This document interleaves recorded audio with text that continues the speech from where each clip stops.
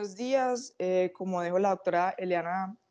mi nombre es María Alejandra Palacios, soy residente de primer año de la especialización de anestesia en la UPB y pues hoy junto con el profe, con el doctor Jorge Alejandro Trujillo, anestesiólogo también de la universidad y anestesiólogo en la Clínica Bolivariana y el Instituto Neurológico, les traemos pues como una revisión, más como un recordatorio realmente de lo que es el calcio y las indicaciones, digamos, tan importantes que tiene tanto en la anestesia como para los médicos en general. Entonces, para hablar un poco de lo que vamos a tratar de hablar el día de hoy, vamos a hablar un poco entonces de las funciones y el metabolismo del calcio, por medio de qué y con las hormonas, cómo se da la homeostasis del calcio. Vamos a hablar un poco de la hipo y la hipercalcemia y las implicaciones anestésicas que puede llegar a tener entonces el calcio en los pacientes, tanto en los pacientes que ya tienen, digamos, una patología que puede causar esas hipo y hipercalcemias o en pacientes previamente sanos, cómo el calcio, digamos, influye en cómo se manejan durante la anestesia. En cuanto a las funciones y el metabolismo, tendríamos que hablar de que el calcio en el cuerpo adulto sano supone más o menos alrededor del 2% del peso corporal, aproximadamente en un adulto sano de 70 kilos, unos 1.200 gramos, pero el 99% de ese calcio va a estar en la estructura mineral ósea y en los dientes. Entonces va a ser más que todo un calcio estructural. Ese calcio no está quieto en los huesos y ya vamos a hablar de eso, pero nada más, y se habla de que más o menos el 1, incluso 0,8-0,9% de ese calcio total va a estar en forma soluble en los compartimentos corporales, como el líquido intracelular y el líquido extracelular. Cuando hablamos entonces del metabolismo, realmente tendríamos que hablar desde la absorción intestinal. La absorción intestinal se da pues por lo que estamos comiendo, digamos, de calcio día a día en los alimentos ricos en calcio. Y la absorción se va a dar a nivel del duodeno, el yeyuno y el ilion, más el ilion que el duodeno y el yeyuno, y en algunas partes del colon, sin embargo, es casi que despreciable.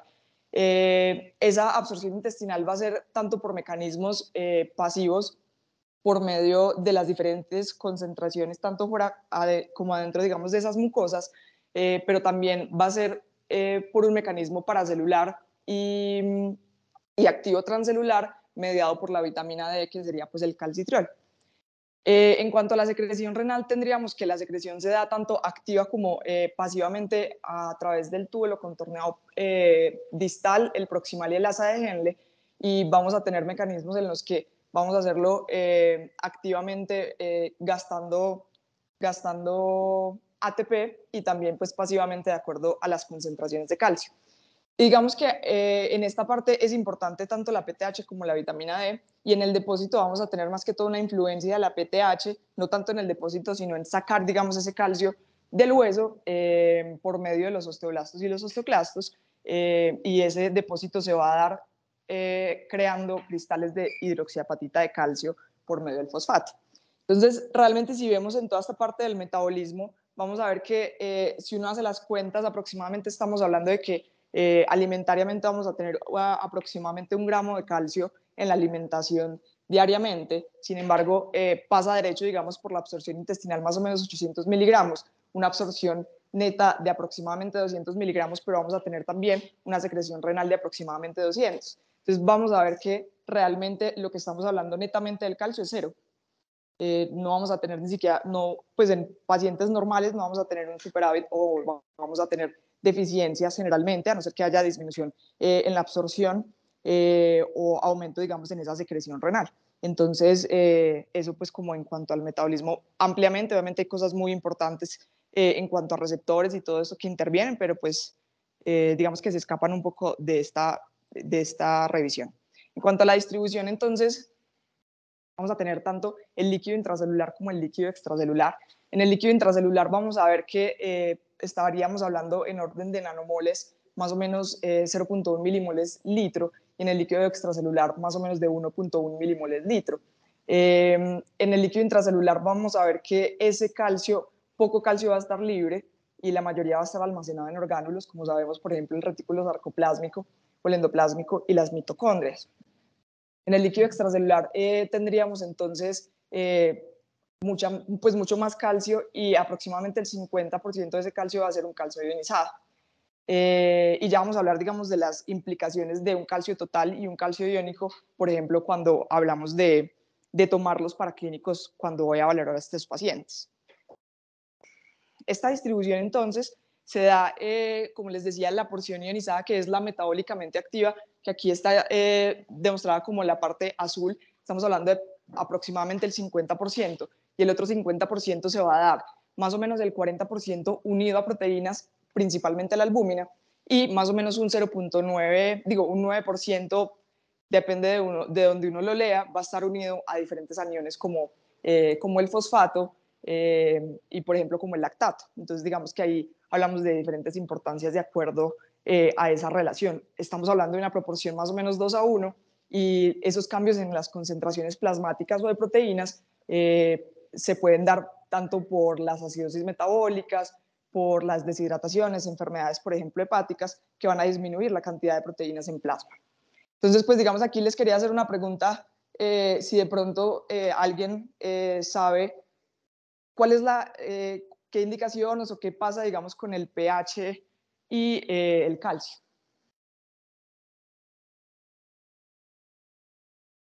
Hola Aleja, pues con el pH y con el calcio lo que pasa pues es que va a tener una relación muy importante, pues como la albúmina tiene como buffer esos hidrogeniones, en algún momento que los tenga que liberar para nivelar ese pH, pues van a quedar espacios para que el calcio pues van a quedar unos espacios libres, y ahí el calcio ionizado se le va a unir más a la albúmina, entonces va a haber menos calcio ionizado disponible, entonces va a generar hipocalcemia en esos estados pues donde hay alcalosis metabólica, pues cuando se intenta compensar. Listo, entonces digamos que aquí quería, es correcto,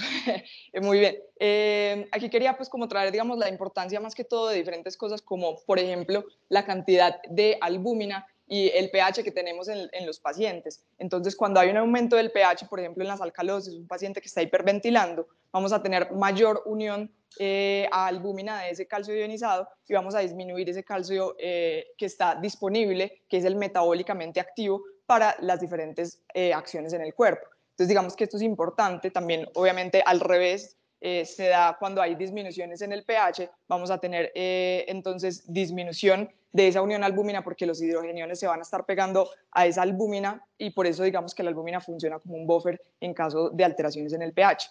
Entonces, también es importante, y lo sabemos cuando pensamos vamos a corregir el calcio total con la albúmina, porque cada disminución de 1 gramo decilitro en albúmina nos va a llevar a una disminución del calcio ionizado en más o menos 0.8 miligramos decilitro. Entonces, digamos, si yo tengo una muestra de plasma, me va a medir todo el calcio. Si yo pido un calcio total, por ejemplo, y yo tengo alteraciones en el pH o en la albúmina, realmente no va a haber un cambio directamente que yo pueda ver en el calcio total. Sin embargo, si yo hago la corrección en los pacientes que están hipoalbuminémicos, me voy a dar cuenta que pacientes que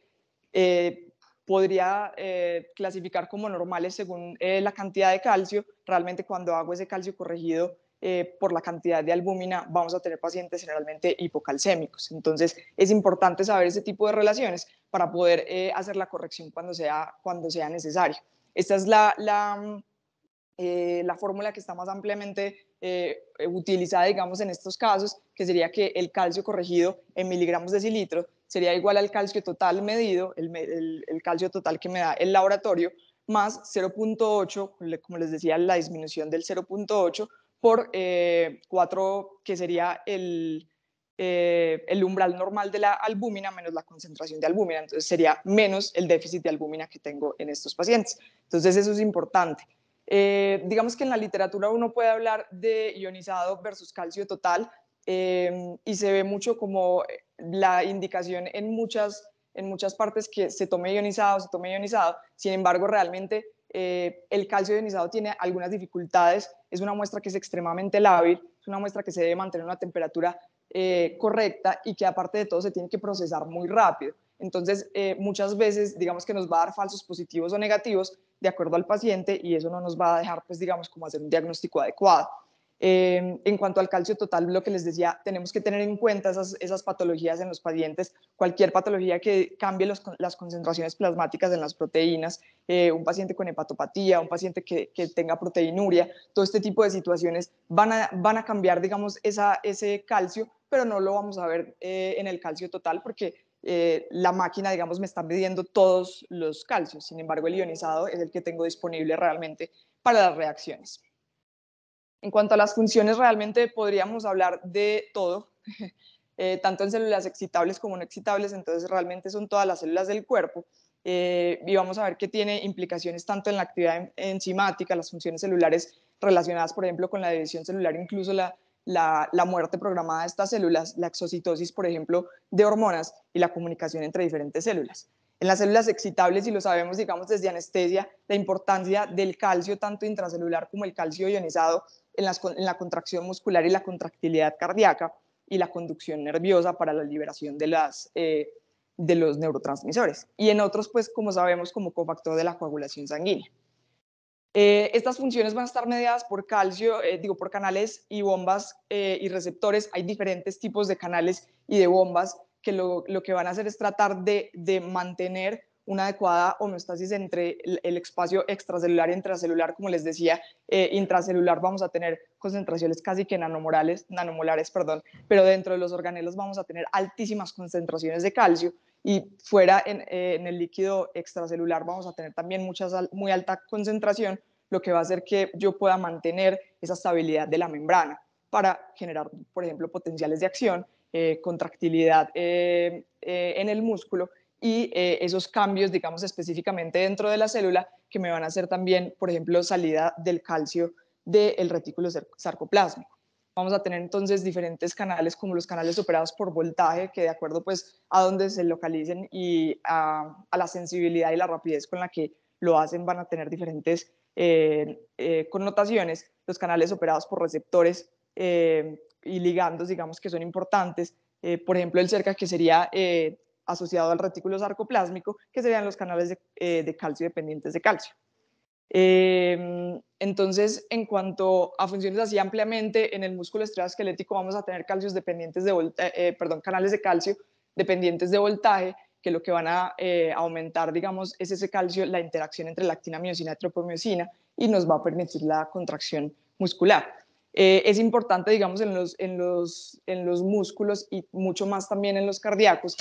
son esos receptores de rianodina que les decía que están en el retículo sarcoplásmico, que en el momento que hay un aumento de la concentración de calcio intracelular, porque, digamos, se abrieron los canales de la membrana, va a liberar entonces, digamos, ese calcio que está en el retículo sarcoplásmico alrededor de las fibras contráctiles del músculo y me va a permitir esa contracción cardíaca. Esto es importante porque, por ejemplo, en los recién nacidos, vamos a ver que los recién nacidos son casi que completamente dependientes del calcio extracelular, porque toda esta parte de los receptores de rianodina y la contracción cardíaca es dependiente, está muy inmaduro y no vamos a tener, pues, digamos, como tanta dependencia de eso, y son hipocalcémicos prácticamente.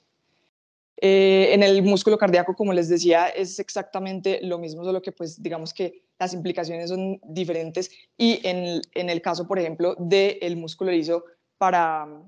la parte vascular, también vamos a tener que, por ejemplo, cuando hay disminución del calcio intracelular, vamos a tener relajación de estas fibras lisas. Entonces es importante para mantener las resistencias vasculares sistémicas. En la secreción hormonal, por ejemplo, en la secreción de insulina, vamos a tener pues el calcio para poder unir estas vesículas secretoras a la membrana plasmática y poder liberarlo. Lo mismo que pasa, pues obviamente por cosas diferentes, pero lo mismo que pasa en las neuronas para la liberación de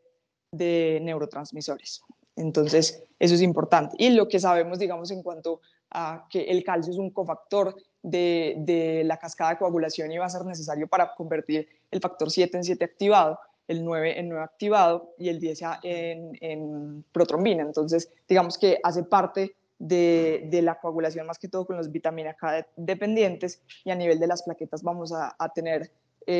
también contractilidad de las mismas plaquetas y la unión a diferentes plaquetas, esa adición plaquetaria. Entonces, digamos que el calcio, si nos podemos hablar de todo específicamente, vamos a ver que está en todo, absolutamente en todo, y es uno de los niveles más importantes también para mantener esa estabilidad de la membrana. Entonces, para hablar de la homeostasis del calcio, tendríamos que hablar de tres cosas muy importantes. Más que todo, las concentraciones plasmáticas de calcio, que ya les dije que se da más que todo de la parte alimentaria, y vamos a hablar un poco de la vitamina D y la PTH. La vitamina D, entonces, por medio tanto de la ingesta como a través de la piel, vamos a tener esa activación de la vitamina D3 hacia calcidiol a través del hígado. Entonces tendríamos esa hidroxilación a través del hígado hacia calcidiol, y en el riñón, por medio de la PTH, vamos a tener activación de la vitamina D, el calcidiol, hacia calcitriol, que sería la 1,25 de hidroxivitamina D. Entonces, digamos que en la parte central estaría el calcio. Cualquier disminución en el calcio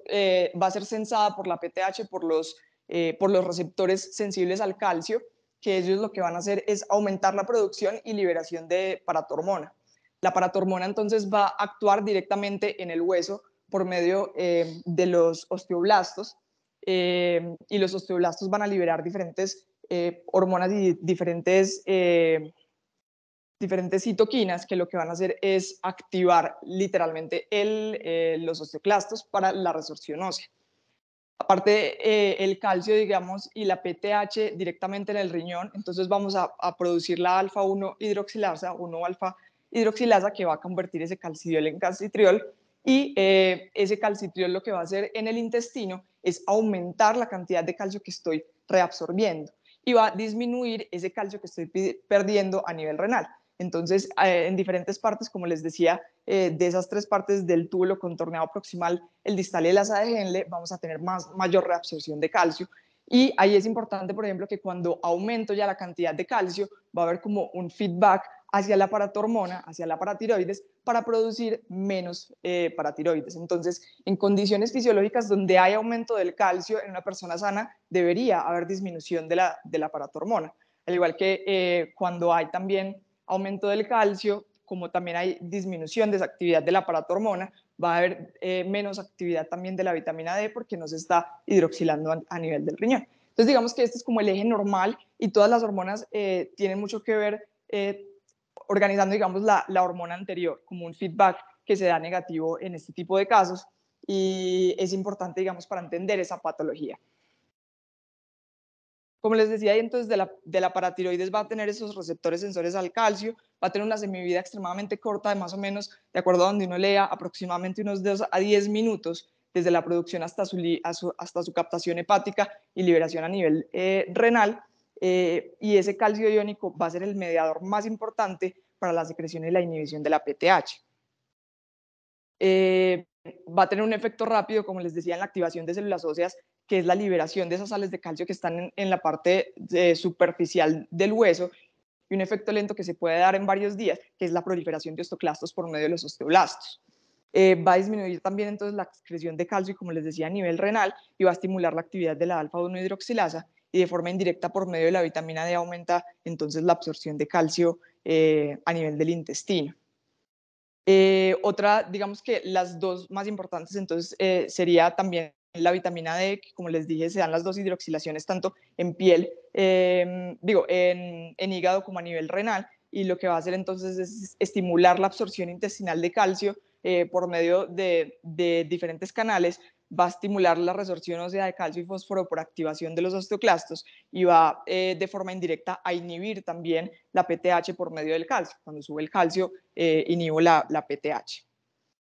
Hablando específicamente, por ejemplo, ya de los casos de hipohipercalcemia, e hice un poco de énfasis en esa fisiología, porque esa fisiología nos va a explicar netamente cuáles son los síntomas que se van a dar en la hipo y en la hipercalcemia. Es importante entonces definir que la hipercalcemia va a ser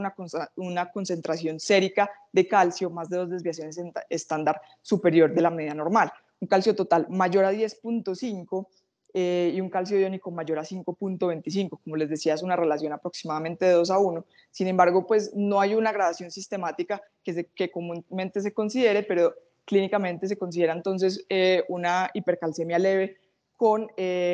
niveles menores de 12 miligramos de cilitro, generalmente son pacientes asintomáticos, de calcio total, moderada de 12 a 14 y una grave generalmente que se considera mayor a 14. También se considera también, en algunas ocasiones una hipercalcemia, una tormenta, digamos, de hipercalcemia que se puede dar por encima de los 17, que eso ya tiene, digamos, unas implicaciones específicas. Como les decía, suele detectarse de forma incidental, los pacientes andan por la vida pues hipercalcémicos y generalmente no sucede nada, pero digamos que a largo plazo puede generar síntomas y obviamente en los pacientes graves y agudos va a tener implicaciones diferentes. En cuanto a las causas de hipercalcemia, las podríamos dividir de muchas formas, tanto como por, digamos, el aumento de la resorción ósea, el aumento de la absorción intestinal o la disminución de la pérdida renal de ese calcio, pero la más importante y la que me parece más fácil, digamos, de distinguir sería una hipercalcemia que tenga una PTH elevada, porque ya sabemos que ante hipercalcemia fisiológicamente debería haber una inhibición de la PTH, o una PTH que esté adecuadamente inhibida, y ahí tengo que ver, digamos, otros paraclínicos. Digamos que para la anestesia no solo es el hecho de tener un paciente que va para una hiperparatiroidectomía, que ya vamos a hablar de eso un poquito, sino también, digamos, que tener en cuenta las otras causas para poder adecuadamente llevar, pues, digamos, al paciente. Entre las más importantes, como les pongo, digamos, en la estrellita, obviamente es el hiperparatiroidismo primario, el terciario y los tumores. Los tumores entonces van a producir una hipercalcemia generalmente humoral o osteoclástica, pues por resorción ósea. Entonces, como vemos, pues hay muchísimas causas y todas pues hay que estudiarlas, pero tenemos que ser pues como muy claros en cuanto a las más importantes para nosotros. Entonces, para poder hablar de las causas más importantes está el hiperparatiroidismo primario y terciario, que en ese caso los niveles hormonales de PTH van a estar por encima de 65 picogramos mililitros. Entonces, aquí vamos a tener una producción excesiva de la PTH, ya sea en el primario, en el 80% de los pacientes van a haber adenomas paratiroideos solitarios, hiperplasia paratiroidea y en algunos casos pues carcinoma paratiroideo, y también va a haber hiperparatiroidismo primario por medio de algunas síndromes genéticos, por ejemplo, como el MEN. Y digamos que también estaría el hiperparatiroidismo terciario, que están asociados a hipercalcemia. Sin embargo, para poder entender el hiperparatiroidismo terciario, tendríamos que hablar también del secundario. El secundario generalmente es por otra patología y van a haber generalmente niveles bajos de calcio. En este caso, lo que vamos a tener entonces generalmente es disminución de la activación de esa vitamina D o uso, por ejemplo, de quelantes de calcio, y que se va a asociar entonces a esa hipocalcemia. Y digamos, cuando hay una activación, digamos, patológica de esa paratiroides, vamos a tener pequeños focos a nivel paratiroideo que van a empezar a producir PTH de una forma autónoma. Entonces, digamos que el primario y el terciario se asocian mucho porque van a producir PTH, pero en el terciario sí vamos a tener aumento de la calcemia generalmente porque tengo activación por medio de la vitamina D para la reabsorción de calcio. Entonces, digamos que aquí para el diagnóstico, más que todo, en el primario vamos a tener un aumento del PTH, aumento del calcio y en algunas ocasiones disminución del fósforo con vitamina D normal. En el terciario vamos a tener algo similar, que sería el aumento de la PTH, un aumento del calcio, pero el fósforo podría estar alto o normal. Y en el secundario entonces tendríamos un aumento del PTH, generalmente tendríamos un calcio que está normal o en límites bajos y el fósforo aumentado. Entonces es importante, pues digamos, como para poder hacer estos diagnósticos y al menos saberlo en el momento que tengamos estos pacientes. En cuanto a los síntomas de la hipercalcemia, varían desde una anomalía bioquímica que están completamente asintomáticos hasta unos trastornos pues, que son graves y potencialmente mortales. La patología, digamos, de estos pacientes se da más que todo porque en el momento que yo tengo hipercalcemia voy a tener una membrana celular que no me va a responder adecuadamente. Está de cierta forma fisiológicamente hiperpolarizada y no va a reaccionar tan fácilmente. Entonces, digamos que los síntomas se asocian mucho a eso. En los pacientes crónicos vamos a ver cansancio, fatiga, depresión, por ejemplo, estreñimiento también, por esa disminución del influjo de calcio y ese intercambio entre los líquidos intracelular y extracelular. Y ya en los casos más graves tendríamos síntomas como el estupor y el coma, arritmias generalmente asociadas a bradicardias y bloqueos auriculoventriculares, y vamos a tener entonces aumento del PR y un QT corto. Entonces es importante, digamos, en estos pacientes tener en cuenta que los síntomas son muy amplios. En algunas ocasiones a nivel del riñón podríamos tener una diabetes insípida de origen nefrogénico por alteración de la hormona antidiurética. Entonces, digamos que es una constelación muy amplia de síntomas que pueden ser muy inespecíficos. En cuanto al algoritmo diagnóstico, era lo que les decía, tratar como de definir realmente si hay una hipercalcemia, si tengo un paciente, por ejemplo, que esté hipoalbuminémico o que tengo la necesidad de realizar un calcio ionizado para saber realmente si hay una hipercalcemia cuando tengo esas alteraciones en la albúmina. Y cuando ya confirmo esa hipercalcemia, tengo que mirar toda la parte de la historia clínica y poder definir realmente si se trata de una hipercalcemia verdadera y si tengo, digamos, las dos causas, que sería una PTH normal o elevada, que tiene, digamos, toda esta parte familiar que es importante, pero también, digamos, un hiperparatiroidismo primario o terciario. Y cuando la tengo inhibida, tengo que mirar otras causas de hipercalcemia que podrían estar asociadas a la vitamina D, a la producción, por ejemplo, exógena de vitamina D que se da en algunos linfomas, y por ejemplo la PTH-RP, que sería el péptido relacionado con PTH, que se produciría en la malignidad. En cuanto al tratamiento de las hipercalcemias graves, más que todo, porque las moderadas y las leves generalmente son asintomáticas y no requieren mucho tratamiento, sino pues como disminuir el consumo de calcio y tratar, digamos, como su patología de base. Lo más importante es hablar de la rehidratación salina agresiva, más o menos entre 200 a 500 cc hora, si la función cardíaca lo permite en un paciente que no se nos va a encharcar tan fácilmente, y mantener adecuadamente una diuresis de 100 a 150 cc hora. Cuando hablamos de la calcitonina se produce a nivel de la tiroides y dicen que cuando se aumenta el calcio, aumenta también la calcitonina, que va a disminuir esa reserción ósea. La acción de la calcitonina va a ser más o menos de pocas horas, más o menos de 48 a 72 horas, y la dosis, pues como se las pongo aquí, 4 a 8 unidades kilo cada 6 horas. Van a haber pacientes que pueden ser resistentes al uso de la calcitonina, entonces no va a ser tan útil. Ya en los pacientes y cosas específicas, por ejemplo, los bifosfonatos se utilizan también en las hipercalcemias, pero va a tener un inicio de acción de las 24 a las 48 horas, con una duración hasta de 4 semanas. El denosumab es muy importante en la enfermedad ósea metastásica o las personas que tienen contraindicación para uso de bifosfonatos. Y si la calcemia generalmente pasa de 18 o tengo un paciente que tiene síntomas cardiovasculares claramente instaurados, debo considerar la diálisis. Entonces, digamos que todo este tipo de cosas son importantes. Los calcimiméticos en los pacientes que tienen hiperparatiroidismo primario que es resistente o que no puedo llevar a cirugía, y los esteroides en caso de que haya un aumento de la vitamina D serían útiles. En cuanto a la hipocalcemia, entonces sería una concentración de calcio que estaría por debajo del límite inferior del intervalo normal, con un calcio total menor a 8.5, un calcio iónico menor a 4.6. Hablamos de leve entre 8 y 8.5 y grave menor a 7.6 o 7.5. Entonces es importante, digamos, tenerlo en cuenta, por ejemplo, en los pacientes que van a ser llevados a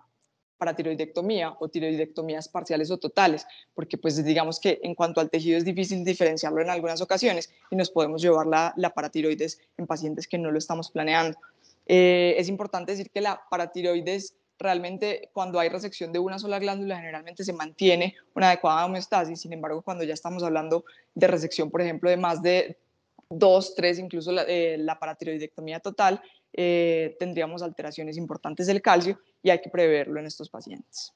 Las causas más importantes de la hipocalcemia sería el hipoparatiroidismo. En nuestro caso, los pacientes que van a ser llevados a transfusiones masivas, porque el citrato lo que va a hacer es quelar ese calcio y unirlo al citrato, entonces no queda un calcio que sea metabólicamente activo. La acidosis láctica por lo mismo, el lactato lo va a quelar, el shock séptico exactamente por lo mismo. Y cosas como la hiperfosforemia en estos pacientes también nos va a quelar el calcio. Tenemos que tener en cuenta también el síndrome de hueso hambriento que se da después de las paratiroidectomías, que nos puede llevar a hipofosforemia, hipomagnesemia, que se da por rápida aposición de estos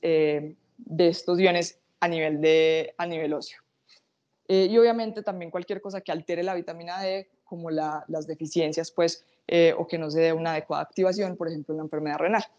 El hipoparatiroidismo generalmente es posquirúrgico, hay algunos casos de agenesia,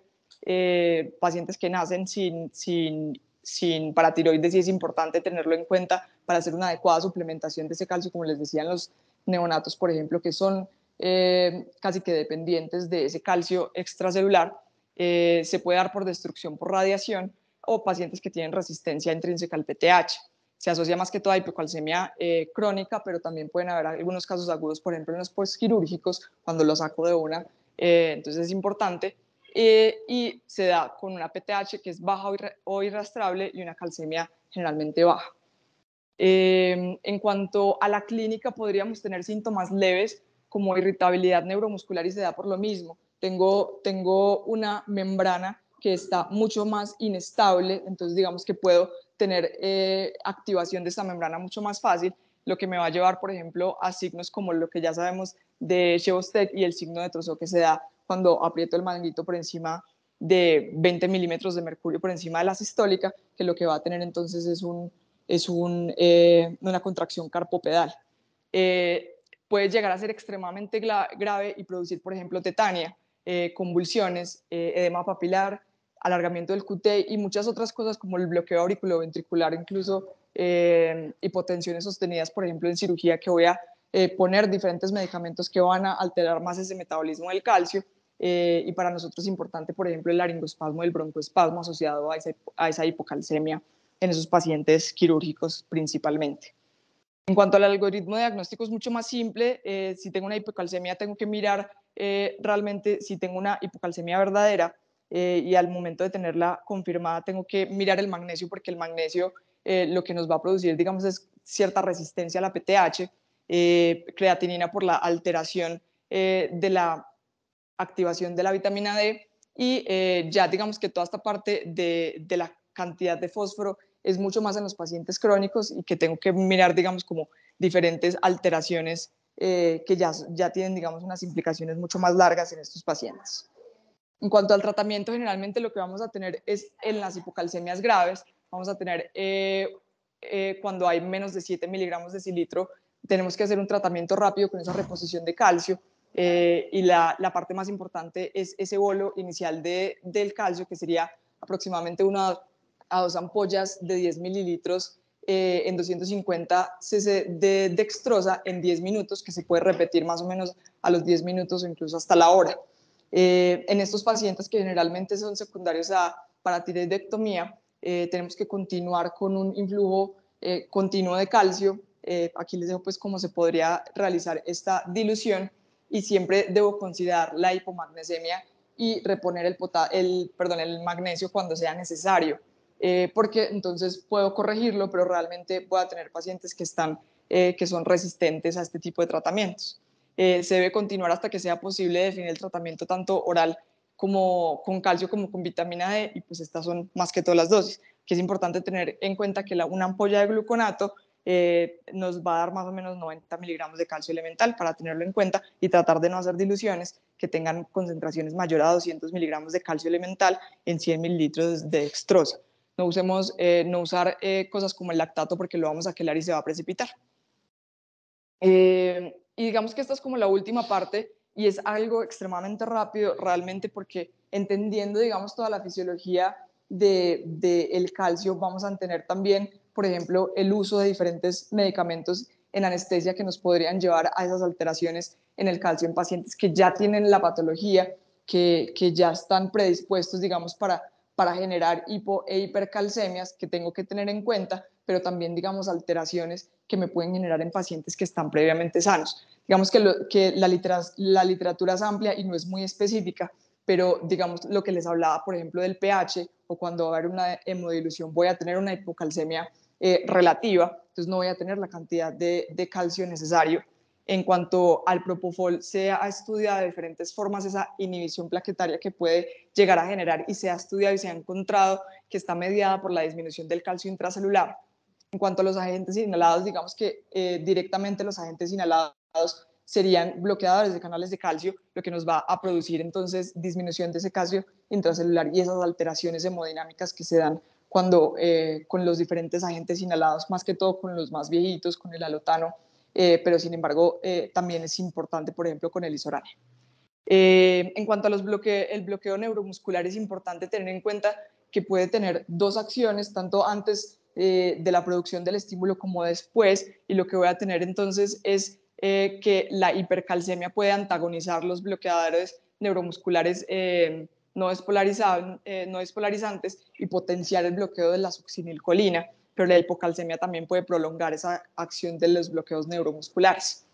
En cuanto a lo que sabemos, por ejemplo, de la hipocalcemia del trauma en los pacientes que tienen peor pronóstico y mayor mortalidad, cuando tenemos una hipocalcemia, cuando tenemos un calcio ionizado disminuido, porque va a alterar todas las acciones, digamos, a nivel celular, y el uso, por ejemplo, de inotrópicos, que antes se creía entonces que lo que estoy haciendo, entonces, digamos, es sensibilizar al calcio y voy a aumentar el inotropismo, entonces le doy más calcio, pero realmente se ha encontrado que en el momento de usar los dos, lo que vamos a tener es un bloqueo paradójico de ese calcio y voy a disminuir esa capacidad inotrópica de algunos inotrópicos en este caso. Y pues lo que les decía de la parte de los neonatos, el calcio como parte del arsenal terapéutico que tenemos en estos pacientes por esa inmadurez que tienen a nivel del retículo sarcoplásmico y el calcio intracelular en ellos. Entonces, digamos que si hablamos específicamente de cada uno, podríamos entrar en discusión muy amplia, porque son cosas que son muy teóricas, pero realmente la forma de acción de los diferentes anestésicos es por medio de canales de calcio, necesariamente, de ese influjo de canales de calcio, obviamente también por diferentes iones, pero entonces tenemos que tenerlo en cuenta más que todo en los pacientes que ya tienen esa predisposición a la la hipercalcemia y los pacientes que la pueden presentar, por ejemplo, en el intraoperatorio. Entonces, más que todo, como las conclusiones que les traigo es más una pregunta para nosotros, si realmente consideramos que el calcio es importante y le damos la importancia, digamos, necesaria. Es fundamental conocer el metabolismo y el balance del calcio y las hormonas, por ejemplo, la vitamina D, la PTH, para el adecuado metabolismo del calcio. Esas alteraciones en la hemostasia del calcio pueden variar desde cosas muy simples hasta cosas que pueden alterar el ciclo de la vida. Y la hipo y la hipercalcemia pueden alterar ampliamente entonces la acción de medicamentos usados en anestesia y al revés también entonces cuando tenemos medicamentos que pueden alterar ese metabolismo del calcio en estos pacientes que ya tienen una patología de base. Entonces eso era pues como más o menos lo que les traía hoy.